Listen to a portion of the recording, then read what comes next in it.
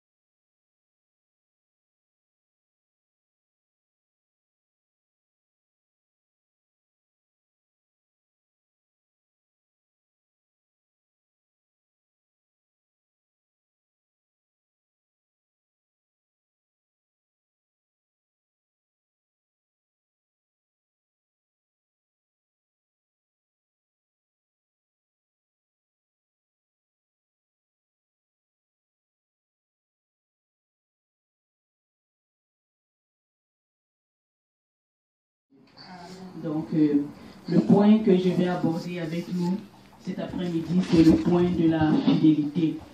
Donc, la fidélité, c'est quelque chose d'important dans le couple. Et ce que je veux d'abord dire, c'est que tout ce qu'on peut faire vraiment dans un couple, parce que le couple, le mariage est une image d'abord. Donc, quand le Seigneur a institué le mariage, il a institué ça à l'image de ce que lui, il est pour son épouse qui est l'Église. Donc, tout ce qu'on doit faire dans un couple, on doit regarder un peu à la relation que le Seigneur a avec son Église. Et cela va beaucoup nous aider de comment le Seigneur se comporte, l'époux parfait qui se comporte avec son épouse, l'Église. C'est une image de ce que devrait être le couple chrétien, quoi. Donc, je parle du couple chrétien en particulier, quoi. Donc, Christ est notre exemple parfait parce que c'est lui notre créateur et il a le meilleur mode d'emploi pour l'avancement de notre couple. Donc, le point de la fidélité, je vais essayer de définir c'est quoi la fidélité. Donc, j'ai pris ma définition du dictionnaire Larousse qui me dit la fidélité, c'est une qualité de quelqu'un qui est fidèle, qui est dévoué, qui est attaché à quelqu'un ou à quelque chose. C'est quelqu'un de constant, qui n'est pas altéré avec le temps dans ses sentiments, ses affections et ses habitudes. C'est quelqu'un qui est la fidélité, c'est ce qui est conforme à l'exactitude, à la vérité. Donc, dans notre cas ici, à la parole de Dieu, qui ne manque pas à ses promesses et qui ne trahit pas ses serments. Donc c'est ça que le Larousse nous dit de la fidélité. Et je nous ai dit que le modèle parfait en termes de fidélité, c'est Christ. Donc dans Deutéronome, au chapitre 7, verset 9, Deutéronome chapitre 7, verset 9, on peut lire ceci. Sache donc que c'est l'Éternel ton Dieu qui est Dieu. Ce Dieu fidèle garde son alliance et sa bonté jusqu'à la 1000e génération envers ceux qui l'aiment et qui respectent ses commandements. Donc, ici, là, la Bible nous dit que notre Dieu est fidèle. Donc, comme je vous ai dit, le modèle parfait, c'est Christ. Donc, notre modèle parfait est fidèle.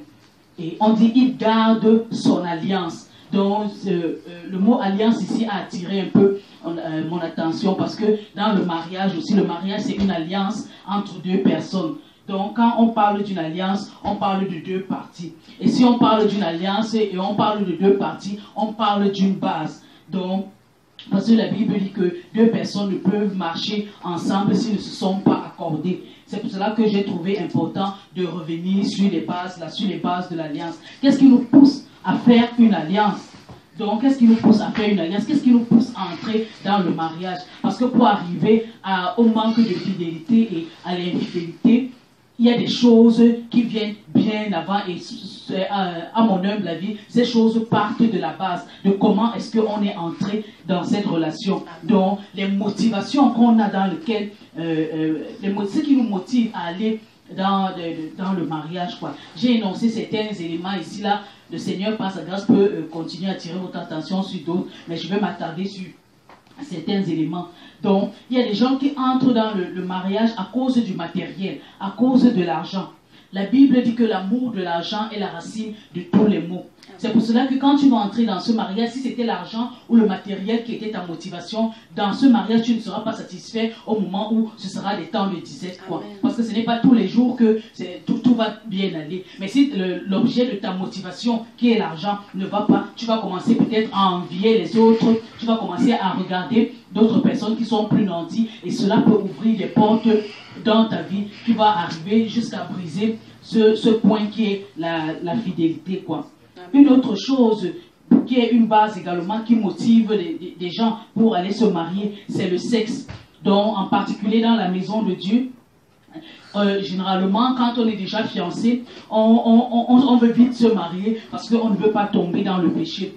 L'apôtre Paul même l'a dit dans 1 Corinthiens au chapitre 7, verset 9, que celui qui brûle, qu'il se marie, quoi. Donc, c'est bien de se marier, mais il faut te rassurer que ce n'est pas ça la seule motivation pour laquelle tu veux te marier. Amen. Parce que ce qui est arrivé à Amon peut t'arriver. Amon, c'était le fils aîné de David, qui était tombé très amoureux de sa grande, de sa sœur Tamar. Là, on est dans 2 Samuel au chapitre 13, du verset 1 au verset 22. Donc, il était amoureux de sa sœur, et puis il a écouté un mauvais conseiller qui lui a dit que, mais voilà, fais le plan comme ça, et fais-la venir à toi. Donc, Amon a fait venir sa sœur Tamar, et il l'a violée. Et la Bible nous dit au verset 15 de ce 2 Samuel 13 que quand il a fini de poser son acte, je ne sais même pas comment qualifier cet acte-là, il a été pris de haine pour sa sœur. Donc, au départ, ça semblait qu'il brûlait seulement, qu'il allait seulement mourir. On dit, il avait tellement désiré sa sœur au point de se rendre malade.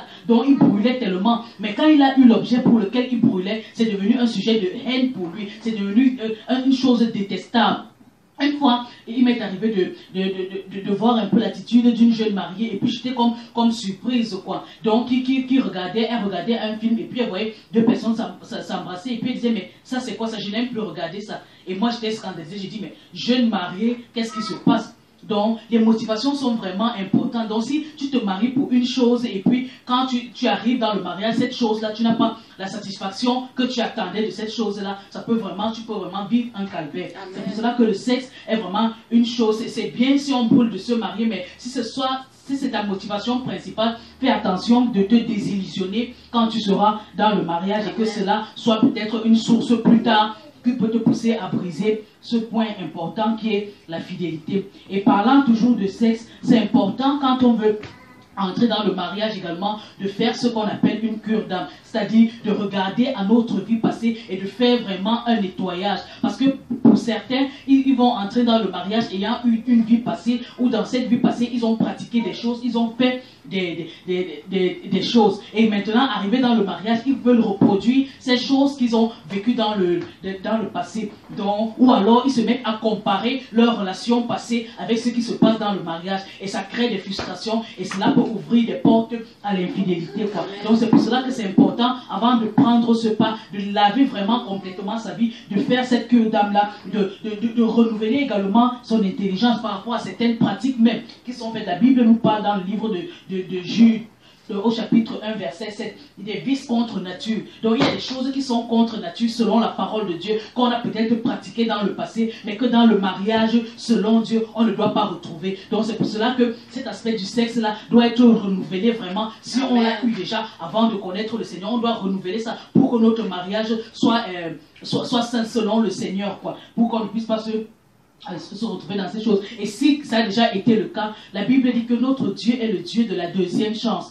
Donc, si tu as commencé avec un mauvais pas, il est temps de reprendre ton pas et de dédicacer ton mariage au Seigneur pour que tu puisses partir sur de nouvelles bases, quoi. Donc, le Dieu de la seconde chance. Il y a un autre élément également qui motive les gens d'entrer dans le mariage, c'est l'admiration spirituelle. Donc, tu as l'admiration spirituelle pour ton conjoint, pour ta future conjoint, et puis tu entres dans le mariage avec ça. C'est pas mauvais, parce que quand on pourrait dire, quelqu'un pourrait me dire, mais c'est ça qu'on veut, on veut des personnes qui sont spirituelles et tout. Mais si ce n'est que ça qui est ta motivation, et que tu ne prends pas la peine de bâtir ta propre foi, le pasteur nous a parlé tantôt, j'étais tellement béni quand il disait ça, de marcher dans la foi également. C'est bien que ton conjoint soit une personne spirituelle, mais c'est important aussi que toi-même tu puisses bâtir ta foi. Parce que quand vous allez arriver à ce niveau-là, et que vous n'allez pas vibrer à la même longueur d'onde, parce que toi tu appréciais juste le fait que lui soit élevé spirituellement, mais tu ne prenais pas la peine de marcher pour ta propre foi. Demain, il va commencer à courir, et toi tu seras là à pas lent. Et c'est pour cela qu'on peut arriver à des situations comme le pasteur décrivait tantôt, qu'à un moment donné, on arrive à un niveau dans le mariage, et puis tu entends des gens qui vont te dire que non, maintenant je veux la femme du ministère. Parce que la femme avec qui je suis là, elle ne me sied plus. Il faut que je prenne une autre avec qui je vais vibrer à la même longueur d'onde. Alors que peut-être cette femme-là, avant, elle allait épouser cet homme-là parce qu'elle le voyait élevé spirituellement. Mais arrivé dans le mariage, lui trouve qu'elle traîne trop le pas. Cela peut être vice-versa, et ça peut être aussi le cas pour un homme, quoi. Donc je prends juste un cas de figure, quoi. Donc, si ce n'est que ça, l'admiration spirituelle que tu as avec ton conjoint, qui est la raison pour laquelle tu te maries, il faut bien examiner ça. Et donc, ne te contente pas d'admirer la spiritualité de ton conjoint, mais travaille aussi pour ton propre salut, parce que la Bible dit que chacun va rendre compte pour lui-même. Donc, ne dis pas seulement c'est mon mari qui va m'amener au ciel, ou c'est ma femme qui va m'amener au ciel, parce que vous pouvez arriver là-dedans comme ça, là, et puis ça se passe comme ça, il y a ces délibérations, et puis il y a des frustrations, et cela, ça crée un bris, quoi. Ou alors, il y a des gens qui sont frustrés, surtout dans les couples des serviteurs de Dieu, où tu vas voir le serviteur de Dieu, il est tout le temps en voyage, à gauche, à droite, et sa famille ou bien sa femme est quasi absente, quoi. Donc, et ça crée des frustrations, et ces choses-là peuvent apporter des infidélités dans le couple. Donc, briser ce point important qui est la fidélité, parce qu'on ne marche pas ensemble. D'où l'importance de la communication, comme mon frère disait tantôt, c'est vraiment important d'aller ensemble, parce que quand il y a cette dénivellation-là, c'est un danger, parce que l'ennemi peut jouer dessus, peut faire tomber le couple, quoi. Donc un autre point important sur lequel les gens se basent également pour entrer dans le mariage, c'est d'avoir un statut. Ça, c'est beaucoup répandu en Occident. Donc on veut avoir un statut dans la société, on veut changer les papiers, et puis on entre dans le mariage. Donc plein de raisons, toutes les raisons, certaines que j'ai déjà évoquées et tout, ça c'est un danger. Parce qu'une fois que tu as ces papiers-là, il va falloir que tu puisses vivre ce mariage. Et là, ça devient une autre chose. Parce que tu vas vivre ça comme un fardeau. Parce que la raison qui t'a amené dedans a déjà été accomplie. Donc tu n'as plus de motivation, tu n'as plus rien qui te pousse à rester dedans. Et ça, c'est un point dangereux qui peut également t'amener à briser la fidélité. C'est pour cela que j'ai trouvé important, c'est vrai, il faut parler aux mariés, mais ceux qui n'ont pas encore franchi cette étape, c'est important qu'ils soient aussi avertis de ces dangers-là qui guettent le mariage avant d'y entrer, parce qu'eux au moins, ils ne sont pas encore entrés, ils peuvent encore rectifier. Bon, pour les mariés, Dieu est le Dieu de la seconde chance qui peut faire que ces points qu'on a déjà brisés puissent être restaurés, quoi. Donc je voulais donner juste quelques petits conseils aux célibataires à cet effet, quoi. Donc c'est important de définir le mariage selon toi. C'est quoi le mariage et c'est quoi tes attentes dans le mariage, et puis tu compares ce que tu penses à la parole de Dieu, et puis tu fais donc comme une liste de tes attentes et tu apportes ça devant le Seigneur, parce que la Bible dit dans Proverbe 16 au verset 9 que le cœur de l'homme médite sa voix, mais c'est l'Éternel qui dirige ses pas. Donc c'est important que ce soit l'Éternel qui dirige tes pas, mais tu peux avoir des aspirations, des attentes, quoi, mais que tu as pris la peine d'épurer devant le Seigneur. Si tu vas comme ça avec un cœur sincère, moi je crois que le Seigneur ne va pas t'abandonner. Tu lui dis ce que tu attends de lui dans le mariage, et tu lui dis également et tu considères également ce que sa parole dit du mariage, et comme ça là ce sera tu établiras une bonne base pour éviter de briser la fidélité plus tard, quoi. Donc un point également qui amène des gens à briser la fidélité dans le mariage, ce sont les compagnies ou bien les influences des amis. Donc j'ai pris l'exemple d'Amon tantôt qui a violé sa sœur sous le conseil de son ami, quoi. Donc il y a des gens qui brisent la fidélité de leur couple à cause des compagnies, à cause des mauvais conseils, quoi. Donc il y a quelqu'un qui va parler des ingérences, je ne vais pas trop m'étendre dessus, quoi. Mais je voulais dire vraiment que la fidélité c'est un point important. Donc il y a des éléments qui sont des modes de fidélité. On peut être fidèle comment? On peut être fidèle par les paroles. Donc, c'est le Seigneur, on a vu tantôt dans le verset du départ que le Seigneur est le Dieu qui tient son alliance, quoi. Donc, dans le mariage, c'est important d'être des hommes et des femmes de parole. Donc, de ne pas changer sa parole selon les circonstances. Ok, quand on s'était marié, on était bien tombé d'accord sur certains principes, certaines choses, tu avais donné ta parole. Parce que dans le jour du mariage même, c'est l'engagement solennel de parole qui se donne, quoi. Et puis maintenant, selon les circonstances, selon la famille, selon les conditions, tu commences à changer cette parole que tu avais donnée, tu commences à te comporter différemment. Ça, c'est pas bénissant parce que c'est un problème qui peut toucher à la fidélité. Quand tu ne tiens plus à ta parole, quelqu'un se sent frustré, et quand quelqu'un est déjà frustré dans un couple, c'est une porte ouverte à l'infidélité, quoi. Donc les mauvais conseillers, j'en ai parlé tantôt, et il est important également d'être fidèle, même dans ses pensées, parce que d'aucuns peuvent dire, ok, je suis fidèle, je n'ai rien fait avec personne, donc je ne trompe pas ma femme et tout, mais c'est quoi les pensées que tu as dans ton cœur quand tu regardes une autre femme, ou bien les femmes avec lesquelles tu interagis, vice versa, comme femme, c'est quoi les pensées qu'il y a dans ton cœur quand tu échanges avec un homme, et les amis que tu as?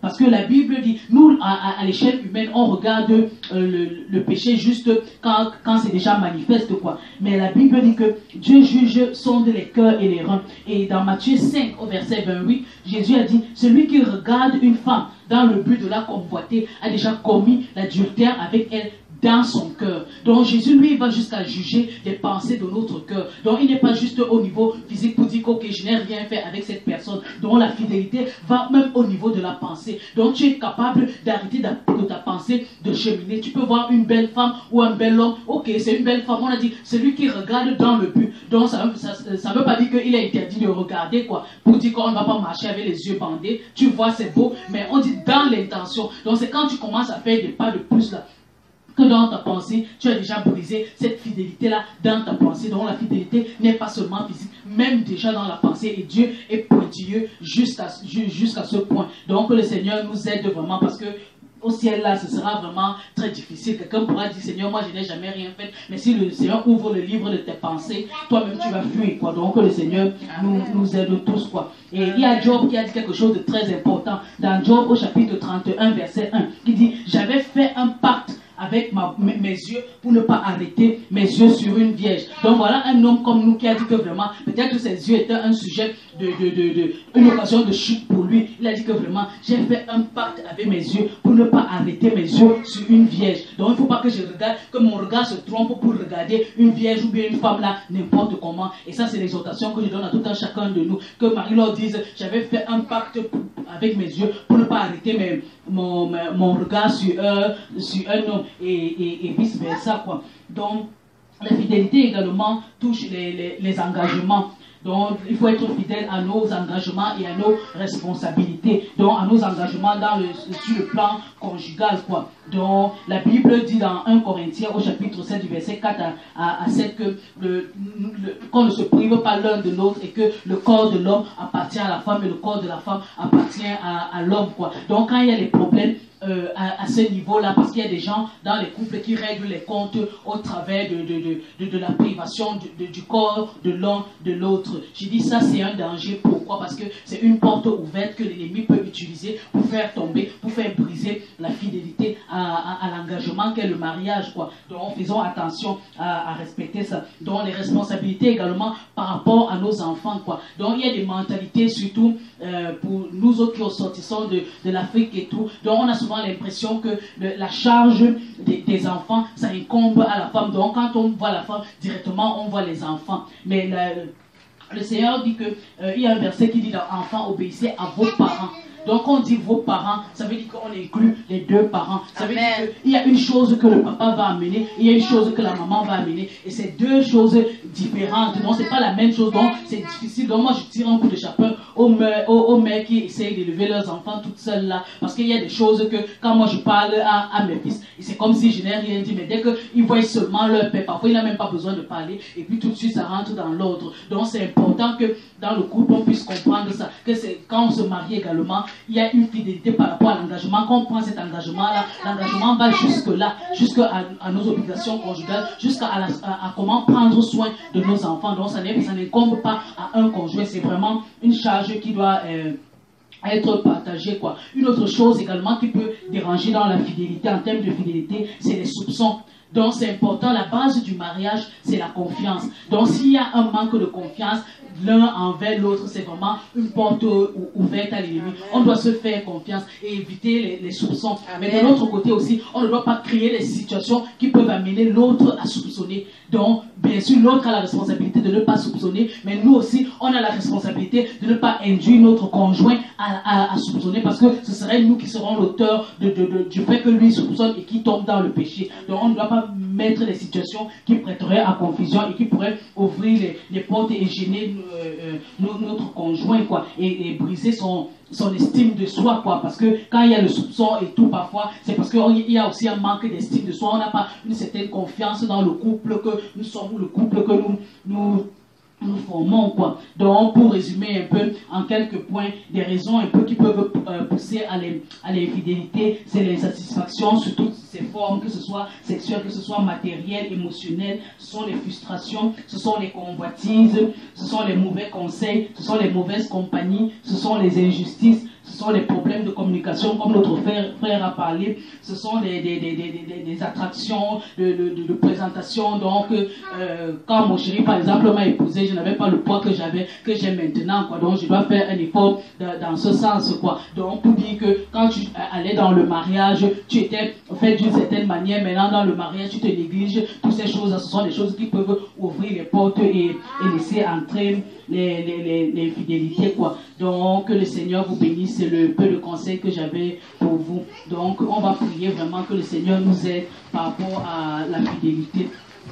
Éternel, bon Père Céleste, Papa, nous crions à toi encore, ô éternel Dieu. Papa, nous voulons... Donc, le point...